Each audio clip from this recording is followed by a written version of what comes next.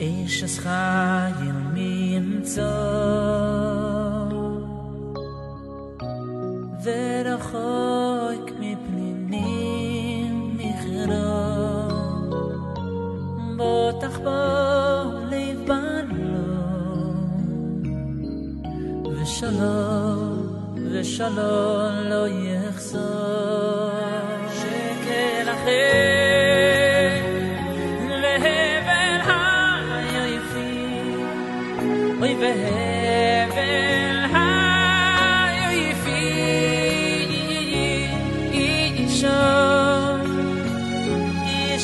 ירס אשר היא תזענו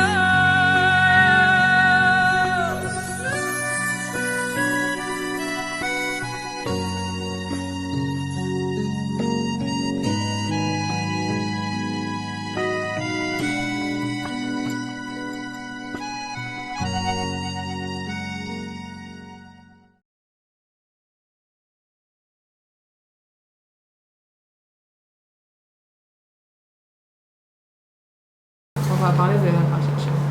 Et voici les noms des Bnei Israël, Ayordim Israël. Aval et Yardou. C'est pas Ayordim. Ils sont descendus.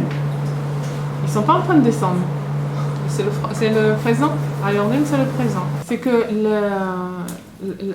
l'histoire du galout, de l'exil de Mitzrayim, de l'Égypte, ça ressemble à tous les galouyotes, ça ressemble à tous les exils, que ce soit du peuple en général ou chacun personnellement. Ça veut dire que quoi? Ça veut dire que chaque jour, chaque juif, il descend toujours en galoute, en vérité. Et tout le temps, on a une prina d'exil où on descend et donc on doit s'en sortir. On doit se sortir. Comme il est écrit, il se leva un nouveau roi qui ne connaissait pas Yosef. C'est que quand on est mitrazek, il se lève toujours un nouveau roi. Un nouveau roi, quelqu'un, je veux dire, une force en nous qui va nous obliger encore une fois à faire des efforts, qui va faire la guerre contre nous et qui va nous obliger à faire des efforts. Et c'est comme ça que le juif il grandit. C'est comme ça qu'on grandit. C'est quand on nous éprouve qu'on grandit.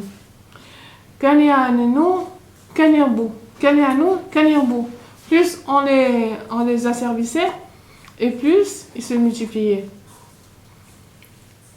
Donc il faut savoir que toutes ces milchamot, toutes ces guerres-là et toutes ces galouyotes, elles sont là pour nous faire grandir.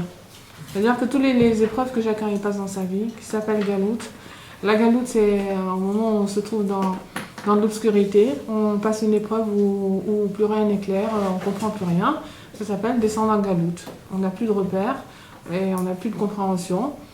Et là-bas, ça veut dire on est en galoute et on doit se battre pour pouvoir en sortir. Mais quand on va sortir de cette galoute, on va sortir grandi par rapport à la galoute précédente, évidemment. Parce que s'il n'y avait pas ce mouvement-là de combat, de lutte, de bataille, eh bien, on s'endormirait.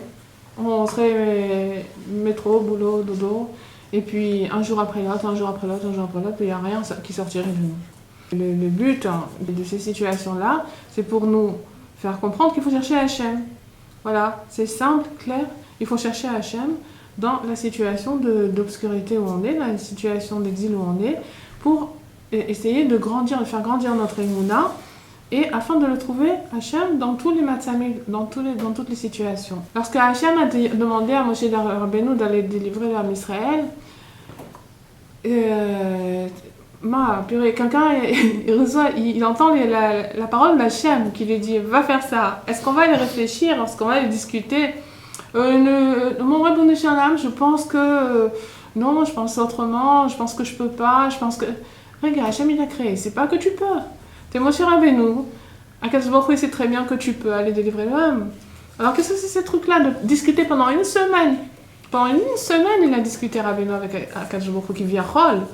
Et il disait voilà, je peux pas pour ci, je peux pas pour cette raison, parce que je suis qu'avec P, parce que je bégaye, parce que je suis pas fait pour ça, parce que on voit quelqu'un d'autre à ma place, et ta. À chaque fois, il avait d'autres talents. En plus, Moshe Rabbeinu, il savait très bien que l'âme Israël, il allait sortir de Galout, puisqu'il savait qu'il y avait cette parole, Pakod Ifkod. Donc, Quand il est parti de Mizraïm, il avait 20 ans, Moshe Rabbeinu. Et quand il a été délivré de Israël, il avait 80 ans. Donc 60 ans sont passés. Qu'est-ce qu'il a fait tout ce temps, Moshe Rabbeinu? Il a été berger des troupeaux de Yitro. Voilà. Et pendant 60 ans, il était dans les pâturages et il pensait au Ham Israël du matin au soir. Il priait pour le Ham Israël, qu'Akadosh Baruch Hu il le délivre. Donc c'est pas une nouvelle chose qu'Akadosh Baruch Hu lui a fait savoir maintenant. C'est quelque chose pour laquelle il priait, il pensait tous les jours et qu'il voulait Béhémet. Donc pendant 60 ans, tu pries pour un truc, maintenant on vient te dire, allez ça y est, il est venu le moment. Comme si tu attends une maison pendant des années et tout ça, tu vas, tu payes des crédits et après quand on te dit, ah là, maintenant la maison, tu peux rentrer dedans. Ah non, je peux pas, non, je vais avec Elim, je me suis habitée non, je vois pas pourquoi. Qu'est-ce que tu racontes? T'as prié pendant toutes ces années-là. Et quand on dit à quelqu'un, tu es grand, tu peux, oui, un coach, on coach quelqu'un. On dit, alors, bon, il y a un Nisayon à ce moment-là, peut-être de Gava. Et Moshe Rabbeinu, il a eu un Nisayon de Gava. À ce moment, quand Akadosh Baruch Hu lui a donné l'ordre d'aller délivrer le Ham Israël, il a eu peur d'avoir un Nisayon de Gava. Et il a dit, Shlar, Beati Shlar, envoie quelqu'un d'autre à ma place, envoie Pinchas par exemple, parce qu'il savait que Pinchas était la Neshama d'Eliyahu Hanavi et que c'est lui qui allait annoncer la délivrance finale. Il lui a demandé, envoie n'importe qui à Raoui, je suis sûre de délivrer le Ham Israël. Parce qu'il pensait que quoi? Que tout le monde était mieux que lui. Il était tellement alave qu'il pensait que tout le monde était mieux que lui. Et c'est ça qu'Akadosh Baruch Hu il attendait de lui. Il attendait qu'il arrive à cette madriga. Parce qu'au départ, quand il lui a demandé, il a eu peut-être ce Nisayon de Gava, et au fur et à mesure, il disait non, puis il refusait, puis il retrouvait des gens qui étaient mieux que lui. Alors à ce moment-là, quand il est arrivé à cette madriga, Akadosh Baruch Hu, il a dit d'accord, voilà. Il attendait qu'il arrive à cette madriga d'Anava. Tout le monde a une Gava à l'intérieur, tout le monde a un orgueil intérieur. Quand on était à l'école, au lycée, qu'est-ce que tu veux faire de ta vie? Alors on dit, je veux être secrétaire, je veux être vétérinaire, je veux être psychologue, je veux être caissière, je veux devenir quelque chose, je veux arriver à quelque chose de haut dans la vie. Donc on va dire que c'est la gava qui nous pousse. Quelque part, c'est le bienfait de la gava, c'est-à-dire le narcissisme qu'on appelle, qui pousse la personne à avoir confiance en elle, à devenir ce qu'elle doit devenir. Mais chez nous, c'est autrement. C'est-à-dire que nous, on cherche à avoir d'une part, on cherche à avoir la hanava, à être humble, on cherche à faire le Ratzon Hashem, on cherche à faire la volonté d'Akadosh Baruch Hu. Ce qui fait que quoi? Quand on demande qu'est-ce que tu veux devenir, alors si on répond je vais devenir une tzadékette, on peut peut-être même dire qu'il y a une gava là-dedans.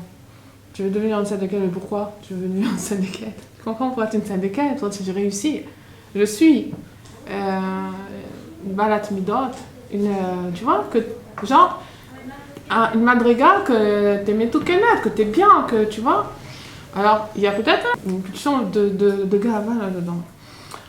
En vérité, un vrai tzaddik, une vraie tzadékette, c'est une personne, d'abord, qui ne cherche pas à être ni rab, ni rabbani, ni tzaddik, ni kloum, qui cherche simplement à faire le Ratzon Hashem, à faire la volonté d'Akadosh Baruch Hu. Rabbi Erland dit que si on veut être un tzaddik, il faut retourner chaque jour à la matière première d'avant la forme. Quand Akadosh Baruch Hu crée le olam, qu'on n'est rien encore pour devenir ce qu'on doit devenir. Une tzaddik, un tzaddik, c'est quelqu'un qui vit tout le temps le kesher avec Akadosh Baruch Hu. Tout le temps, il est en rapport avec Akadosh Baruch Hu, il est à la guet des remazim, à la guet des allusions qu'Akadosh Baruch Hu il peut lui faire toute la journée pour savoir quel est son vers où il doit aller, à droite, à gauche, devant, en haut, en bas, et on ne sait pas. Quand on se lève le matin, on dit on ne sait pas, mais je veux faire ton ratzon. Et c'est ça qui va emmener la personne à une vraie petite coute. Pas un médamé de tzadékette, pas un nom, une rabbinite ou quelqu'un qui est mouchlam dans les midot parce que c'est bien, quoi, tout le monde veut ça. Par exemple, il y a des choses qu'on fait, une personne, plus ça s'inclut dans le Hansol, plus ça s'inclut dans Hachem, et plus elle se renouvelle. Oui, parce que quand on s'inclut dans Hachem, dans la droite de Hachem, on ne peut jamais être fatigué, parce que Hachem, c'est le renouvellement perpétuel. Donc celui qui a un Nava, c'est quelqu'un qui a des forces. C'est des définitions pas simples, mais claires. On est fatigué, ça veut dire un manque de connexion. Il y a un manque de connexion. Et quand on a de la chiyut, ça veut dire que maintenant on est connecté à Akadosh Baruch Hu. Ça veut dire dans le fait que tu es déconnecté d'Akadosh Baruch Hu, tu penses que tu es une Yetzira, tu es une Bria, le Fiat Smer. C'est-à-dire que c'est toi qui te porte, et que c'est toi qui fais, c'est toi qui es, c'est toi qui... Tu vois, tu as enlevé Hachem de ta vie. Donc tu as de la gava. À partir du moment où tu es mis de Batela, tu reconnais que c'est lui qui est le maître du monde, alors tu te soumets, et à ce moment-là, ta soumission va devenir de la chiyut qui va te donner automatiquement de la chiyut, et la lava, c'est la même chose. C'est-à-dire qu'il se fait en même temps avec la kashrut, avec le Kadosh Baruch Hu. Tu comprends? C'est quand la gava, c'est quand tu te sépares d'Hachem. C'est-à-dire si tu es vraiment moudaat, qu'Hachem il est maître du monde, qu'il y a l'olam hazé, qu'il y a l'olam haba, et qu'on est ici pour travailler, et Erev Shabbat, je continue mon idée, tu dors pas parce que tu sais que il va arriver Shabbat, à un moment donné, tu peux plus travailler, donc il faut tout finir avant, parce qu'après tu peux plus travailler. Tu es obligé de travailler parce que tu as une conscience que ta journée, elle a une limite, parce que Hachem il a dit, voilà, Shabbat ça commence à telle heure. Autant une personne qui est consciente que ce monde, il va passer, et vite, 120 ans ça passe très vite, eh bien elle va pas dormir, tu comprends? Une personne qui va dormir, c'est qu'elle est déconnectée. Elle est pas consciente qu'on lui a donné des pierres précieuses chaque seconde, chaque heure, pour qu'elle puisse ramasser, pour le lendemain. Tu comprends? Il y a ce que tu décris, c'est-à-dire un sommeil quasi pathologique. C'est-à-dire les gens qui s'enfouissent la tête dans le sommeil. Mais après, moi, je pense toujours à la phrase de David Ameller qui dit... je sais pas si c'était il en donne autant à ses bien-aimés pendant leur sommeil. Et quand j'ai besoin de me reposer, des fois de dormir un peu plus... On parle pas de la personne qui est fatiguée, qui a besoin de se régénérer. Oui. On parle pas de ça. C'est deux sommeils différents. Oui, il y a un sommeil qui est une fuite. Parce qu'il ne faut pas non plus être tout le temps, même s'il faut être dans la zrizout, d'accord, dans l'empressement. Non, je te parle dans la... Ouais, non, je suis pas... Même si t'es pas dans l'empressement, on va dire. Tu peux ne rien faire, mais être connecté. C'est-à-dire, même si tu es là, tu fais rien du tout, mais tu fais... Chez Viti Hacham et les Ditami, tu penses au Lukevavke, tu fais une misva. Je dis pas que tu es en train de courir. On n'a pas de force de courir sur ça aujourd'hui. Je parle de la conscience que tu ne dois pas dormir, tu ne peux pas dormir parce que tu sais qu'il y a le Shabbat qui arrive. Je parle de la conscience de la personne qui n'accepte pas le sommeil stable, le laisser aller dans ce monde. Parce qu'elle a conscience qu'elle a un temps limité et que Hachem est le maître du monde qui lui a demandé d'accomplir ici ce qu'elle a accompli. Donc, un moyen d'avoir tout le temps des forces, d'après ce qu'il dit, c'est d'avoir de la lava. Parce que quand on a de la lava, on est connecté au Hansof, à Kadosh Baruch Hu, et à ce moment-là, c'est la chiyut. C'est la chiyut qu'on reçoit tout le temps. Oui, ça marche en même temps, si tu veux. C'est un mouvement qui marche en même temps.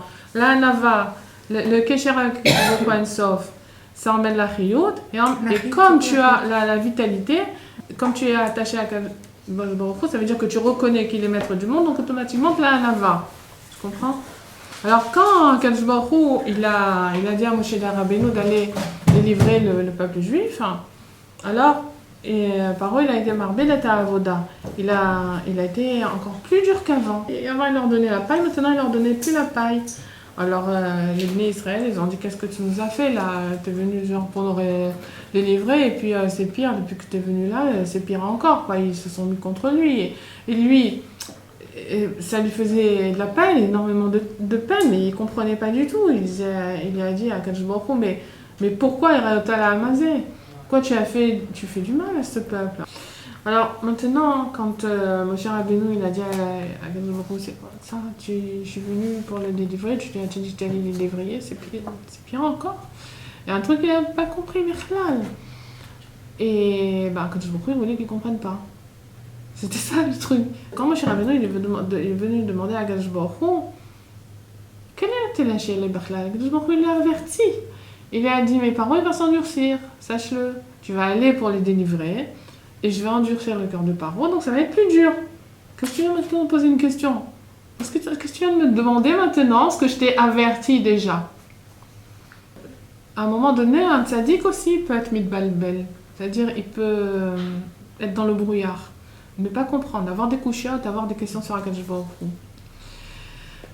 Eh bien, le Midrash, il dit que Akadosh Baruch Hu, il a dit à Moshe Rabbeinu, Ma erpat lecha. Qu'est-ce que ça peut te faire? C'est très dur.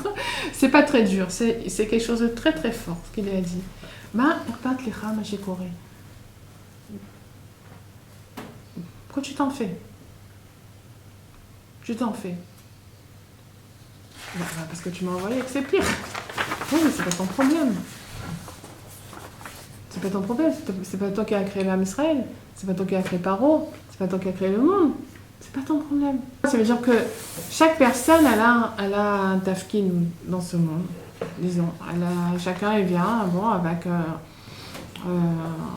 avec des retsonotes. Ce qui va être poète dans leur âme, ce qu'il va faire dans ce monde, et qu'est-ce qu'il va être. En général, c'est d'avoir une famille, c'est d'étudier, de travailler, et dans tout ça, on est mishtadel, on fait ce qu'il faut faire.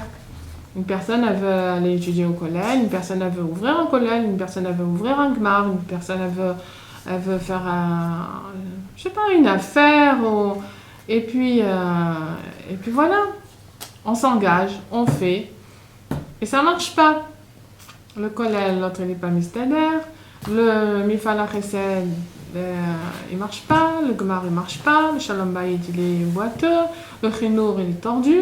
Alors quoi? Mais c'est pas ça qu'on me demande de faire. Oui, on te demande de faire ça. On te demande d'être mishtadel.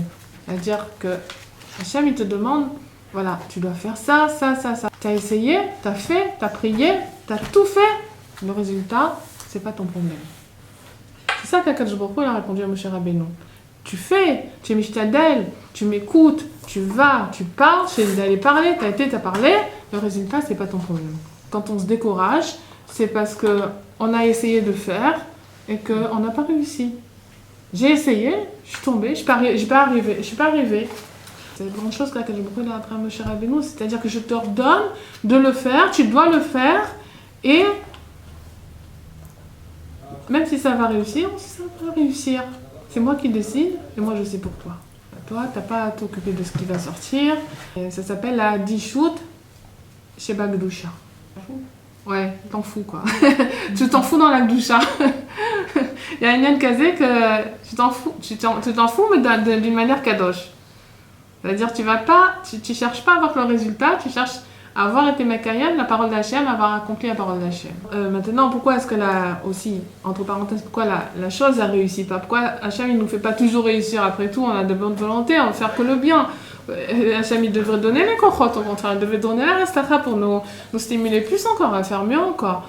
Pourquoi on trébuche et pourquoi on tombe? C'est pour nous apprendre à travailler sur la savlanout, sur la erech hapaim, sur la patience, sur la patience. Et qu'il faut savoir que le kishalon, c'est-à-dire le fait de tomber, de trébucher, c'est pour le besoin de la bénia. C'est ça qui va construire la personne. C'est pour nous emmener à de meilleures midot. C'est pour nous emmener à un mieux, ça c'est sûr. Parce que si Béhémet, on devait réussir à chaque fois qu'on fait ce qu'il faut faire, finalement, on arriverait, on se prendrait d'abord pour un tzaddik, et puis après on se prendrait pour Mashiach, et puis après on se prendrait pour Hachem. Tu comprends? C'est que à un moment, pourquoi? Parce que, attends, c'est pas n'importe quoi, c'est pas des paroles en l'air, parce que le Yetzer Hara lui-même, le serpent, c'est ce qu'il a dit. Il a dit Vitam Kelokim. Il leur a insufflé à l'intérieur Vitam Kelokim. Vous n'aurez pas besoin qu'il vienne rôle. C'est-à-dire, si vous réussissez, vous allez construire des mondes. Ne croyez pas, vous pouvez y arriver. Aval Vitam Kelokim. Vous serez caché. Oui, chamishma. Et à ce moment-là, vous allez être metakano l'ambichlal. Ayez confiance, allez-y. Tu comprends? Là, que Chouta Sehara, de tomber dans la galva Bémet. Que Chouta Sehara, ou que Chouta Sehara. Qu'un banane va se dire waouh, gâté, je vais arriver à quelque chose quand même. Zachiti. Donc c'est pour ça qu'on doit se briser, pour être métaken, arranger cette mida-là de gava, d'orgueil. Et donc on ne doit pas prendre à cœur l'union de réussir. On doit comprendre que c'est pour notre bien, si on n'a pas réussi, et pas tomber de ça. Cette passivité, on va dire, ça va l'aider, ça va aider la personne à rentrer dans le Erachapayim, à rentrer dans la longanimité. Et ce qui s'appelle le Keter Elyon.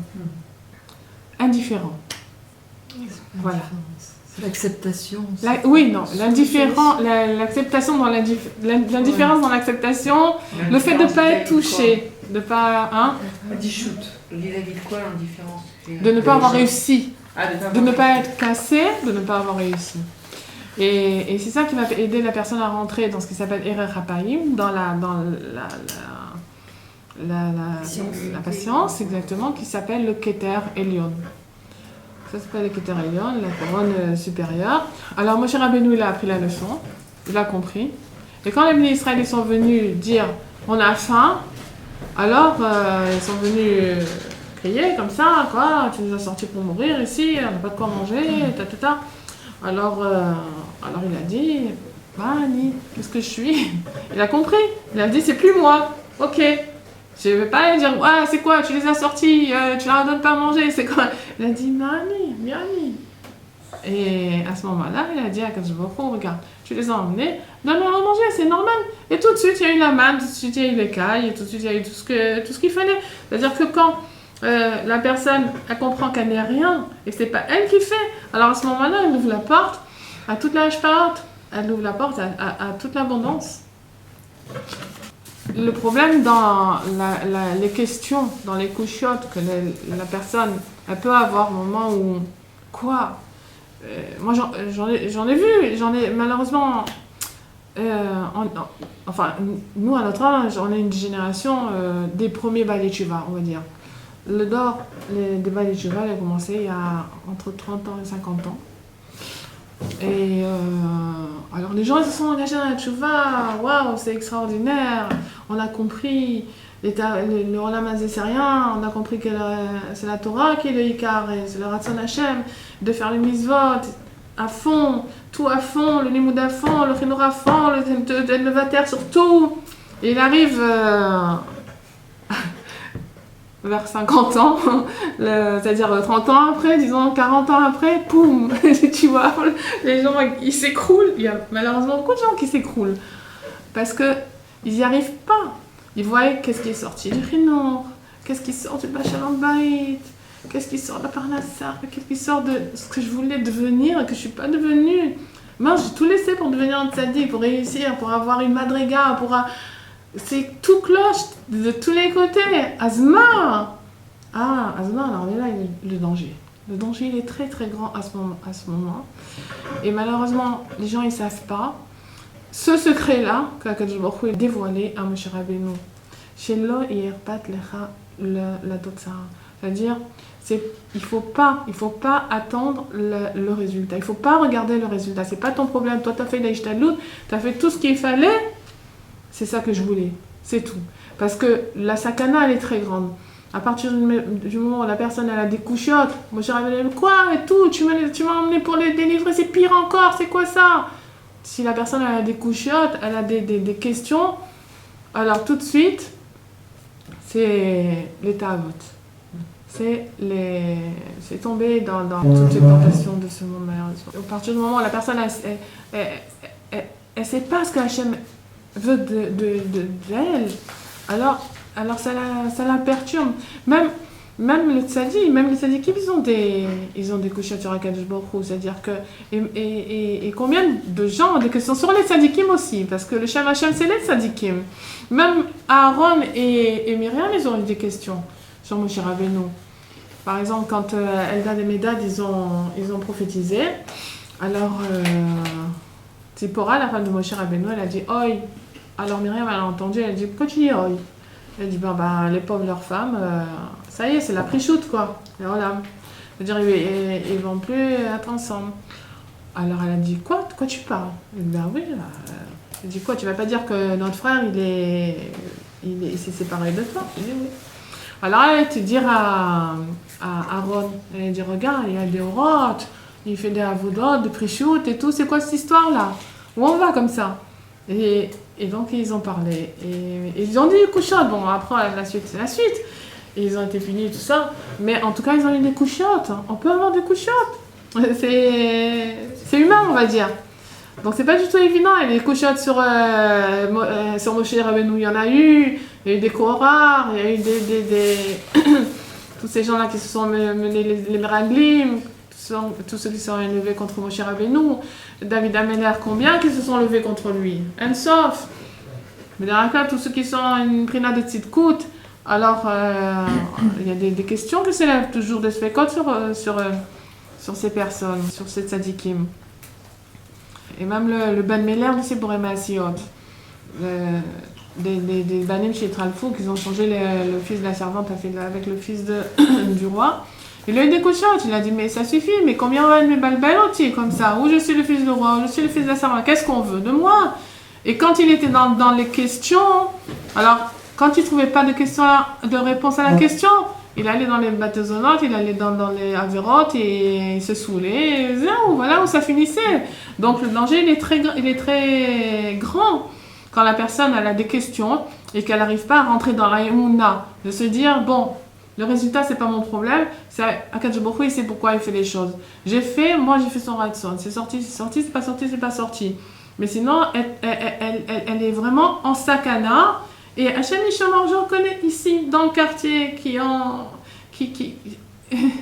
ils sont mariés, ils vont avec des femmes, et ils sont Shamirachem, quoi, les enfants, ils sont dans la drogue. Mais chez l'Oneda, Mitzarot, la personne, à un moment donné, elle a des questions, et qu'elle se dit, mais quoi, c'est quoi cette histoire? Alors, le danger, il est très, très grand. C'est pour ça que Hachem nous a donné la Torah, où il y a ces questions-là de Moshe Rabbeinu, pourquoi la Ma'arot il a ramazé, pourquoi c'est écrit dans la Torah, pour qu'on comprenne, nous, aujourd'hui, quel doit être notre comportement, parce que nous aussi, on a ces questions. Et le Midrash, il nous dit, Hachem, il a dit, leur patlecha, c'est pas ton problème, c'est mon problème, c'est moi qui ai créé, c'est moi qui décide, c'est moi qui sais. Qu'est-ce qu'il faut faire quand on a des couchottes? Eh bien, c'est qu'il faut être une modèle, c'est-à-dire il faut faire les efforts qu'il faut faire, et recevoir la Nahaga d'Hachem Besimcha Be'ava. C'est-à-dire accepter que Hachem, il conduit son monde bien. Et trouver dans tout ce qui nous arrive les côtés qui vont nous donner de la simcha. Donc c'est ça notre nisayon, c'est que le nefesh il veut se révolter, et le tikkun c'est d'accepter.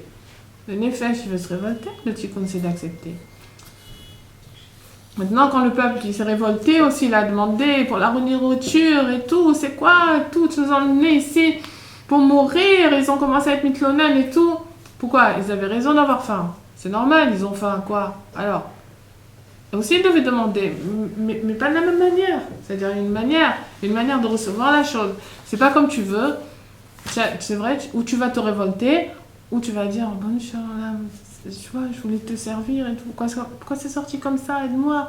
Hachem, il va te donner. Et si je dis, oh, c'est quoi cette histoire? Je me suis fait avoir, tout. Mais tu vas tout, ouais. On va tout, Hachem, il ment. Donc, il y a une façon de demander, quoi. Le Zohar, il dit que chaque Makkah de Mizraïm, c'était en même temps une refoua, une bénia pour le Ham Israël. C'était une guérison et une construction. Il y avait 10 makot, il y avait 10 guérisons, 10 constructions. Parce qu'en vérité, c'était pas pour Paro.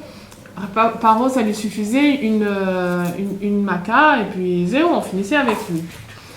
Mais ce qu'il faut savoir, c'est que quand Akadosh Baruch Hu punissait les Égyptiens, il guérissait les Juifs. En général, quand on voit que les peuples dans le monde ils reçoivent une maca, ils reçoivent une plaie, même aujourd'hui, ça veut dire que la même chose qu'en Mitzrayim, ça veut dire que quand Hachem il est frappe, ça veut dire qu'il nous envoie en même temps une refoua à nous. Et donc à chaque fois, ça fait sortir les bénis Israël d'une clipa. à chaque fois que les clips, c'est-à-dire on punit les goyim dans un endroit du monde, on fait sortir ici les béné Israël d'une clipa. Donc les 10 makot de Mitzrayim correspondaient à 10 sphirot.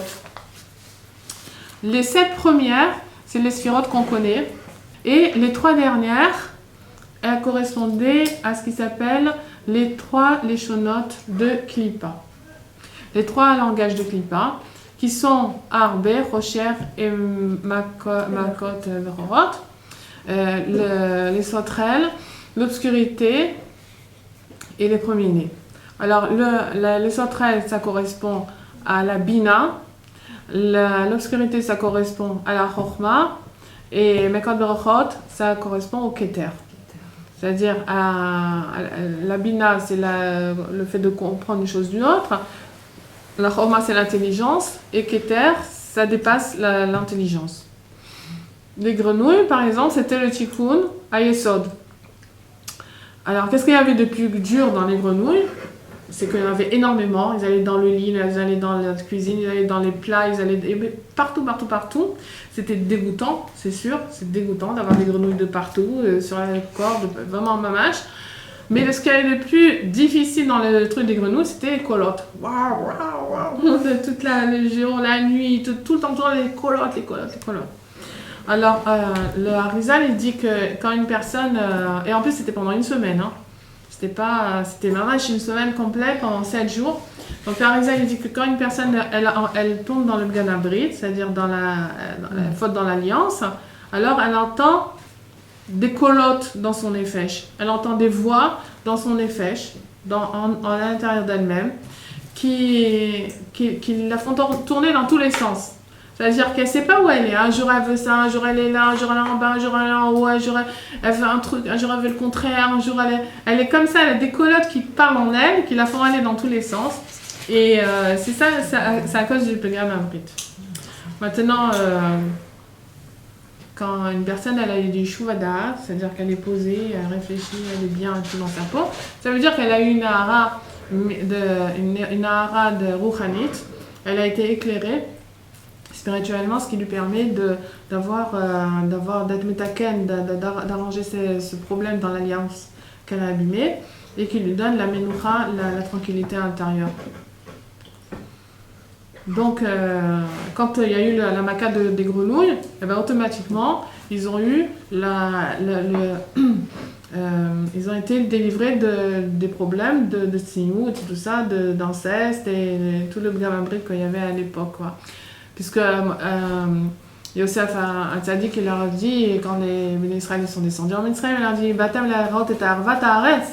Vous êtes venus pour voir la nudité du monde, parce que c'était là-bas, mamash, la nudité du monde. Donc quand ils ont eu la maca de grenouilles, les Bnei Israël, ils ont été metoukanim dans le Tikkun Abrit. Les kinim, c'était les ta'avot, c'est-à-dire toutes les ta'avot du gouffre. Les kinim, il y a une personne, elle avait 15 000 kinim, elle avait 15 000 poux sur elle. Ouais. Et donc, comment est-ce qu'elle va avoir une anaa? Comment elle va avoir un envie de profiter de quelque chose de physique? Elles étaient toute la journée en train de se gratter et tout. C'était terrible. Ils ont été zochés d'arriver à ce tikkun-là de anaot du gouffre, quoi, des ta'avot. Maintenant, ces 3 lachonotes-là, Bina, Chochma, Keter, des Klipa. On va commencer par la Bina et on va finir par ça, le Keteba. Alors, la Bina, c'est quoi? C'est que pour dévoiler la Stara, c'est-à-dire la Bina, c'est comprendre une chose d'une autre, pour dévoiler ce qui est caché, alors on doit dévoiler les makifim. Les makifim, c'est ce qui entoure la chose, la lumière, et qui est entouré par des makifim, qui sont l'obscurité, qui sont les ta'avot, qui sont en tout cas de négatif. Arbe, qui correspond à la Bina, comme tous les animaux, tous les animaux, ils ont été créés avec des lettres, oui, avec des otiyot. La vache, par exemple, elle a été créée avec le otiyot, même vav. Et ce qui fait qu'elle exprime, elle parle avec les otiotes avec lesquelles elle était créée. C'est-à-dire que la vache a fait mou, C'est marrant. même va. Ouais. L'oiseau, il a été créé avec tzadik P. Et il fait tsif. Il est tsaf. Il chante avec ces otiotes-là. Le arbé, il a été créé avec la lettre samer. Il fait oui. Alors le samer, ça correspond à la bina. Parce qu'il est rond et que ce sont les mâts qui fument. Oui. Donc, quand les Misraïm ils ont été punis avec les arbés, avec les sauterelles, alors à ce moment-là, les Israël ils ont reçu les ors des mâts qui fument de Gdusha. Quand eux ils étaient punis dans un truc, eux ils recevaient le côté de Gdusha. C'est-à-dire les avanot du pourquoi de la ganoute. Le rocher, c'est la chorma. C'est-à-dire on disait que la lumière, elle régnait dans toutes les demeures d'Israël. Donc c'est le gilouï de la Emouna. Les Mitzrayim, ils ont été punis par l'obscurité. Les Mitzrayim, ils avaient la lumière de la Emouna. Et le Makat Bechorot, donc c'était le 14 Nissan. Oui, la plaie des premiers-nés, c'était le 14 Nissan. Chaque Makkah a duré 4 semaines. Il y avait une préparation de 3 semaines à la Makkah, et la Makkah elle-même a duré 1 semaine. Donc, quand il y a eu la Makkah de Bechorot, quand est-ce qu'il y a eu la Makkah précédente, qui correspond à la Chorma? Le 15 Adar. Le 15 Adar. Le 15 Adar, c'est Shoshan Purim. Et c'est là que se dévoile le hors de la Chorma Eliona. Oui, qu'on voit que c'est-à-dire là où on passe, nous, dans le calendrier, on passe dans ce qu'ils ont passé en Mitzrayim, ils ont eu cette galoute là de Chorma Eliona, nous aussi, parce que quand on passe dans Shoshan Purim, on reçoit cette Chorma Eliona. Comme il est dit, la Yodim Aïta Ora Ve Simcha. On sort du Rocher. La Makat Arbe, qui était un mois auparavant, quand c'était Toubishvat. Et c'est Chag Laïnanot, c'est-à-dire c'est là où le moment où les arbres reçoivent toute leur bracha. Donc la bracha, donc la Chorma et Bina et Begdusha, elle se dévoile en Shvat et Adar. Jusqu'à Pessah. Alors, il y a un yan d'attirer à soi la Bina et la Chorma de Boucha. Quand on va rentrer dans Shvat, Adar, jusqu'à Pessah, avec la Idboudidut, avec la Tfila. Et la Makol Bechorot, c'est quoi? Ça correspond à quoi? Ça correspond à Keter Elyon, qui est la Idgalout de la Malchut d'Hachem. C'est-à-dire le dévoilement de la royauté d'Hachem. Ça s'appelle le Keter. Les Béné Israël, ils auraient dû être punis aussi dans cette Makkah-là. Oui, parce que les Malachim, ils ont dit pourquoi tu vas les délivrer. Eux, ils ont fait Avodah Zarah, et eux aussi ils ont fait Avodah Zarah, parce que les Béné Israël, ils ont fait toute la Averot. Maman, ils étaient en plein dans tout. Même la Avodah Zarah, même les Giloyara, tout. Donc ils disent pourquoi tu vas les délivrer à eux. Alors, Bisrout, le Dam. Tout simplement par le mérite du dame qui était sur le fronton et sur les poteaux de la maison. C'est grâce à ça qu'ils ont été délivrés. Et pourquoi ils ont été délivrés par ça? Eh bien, on ne sait pas. La réponse, on ne sait pas. Attends, une seconde aussi, il doit y avoir des... Mais si on veut suivre le mouvement du cours, c'est parce que Akadosh Baruch Hu, il nous a choisi pour être Am Sgoula. Sgoula, c'est tu comprends pas. Am Sgoula, tu comprends pas pourquoi. Pourquoi Hachem nous a choisi, il a choisi, c'est tout. Et il a délivré l'âme Israël, il a délivré parce qu'il a voulu. Zéro. C'est la Emouna, c'est pas parce que, c'est parce que Hachem, il a décidé, à ce moment-là, à Yessias Misraïm, il a dévoilé le sod de la création, c'est-à-dire que pourquoi il a créé le monde, c'est pour les béné Israël. Et pour une raison que lui, ça s'appelle Keter Elyon, c'est-à-dire c'est mamash, c'est au-dessus de la tête. Le Keter, c'est la couronne, c'est au-dessus de la tête, c'est au-dessus de la compréhension bichlal. On peut même pas comprendre pourquoi. On est Am Ségoula parce qu'Hachem il a décidé.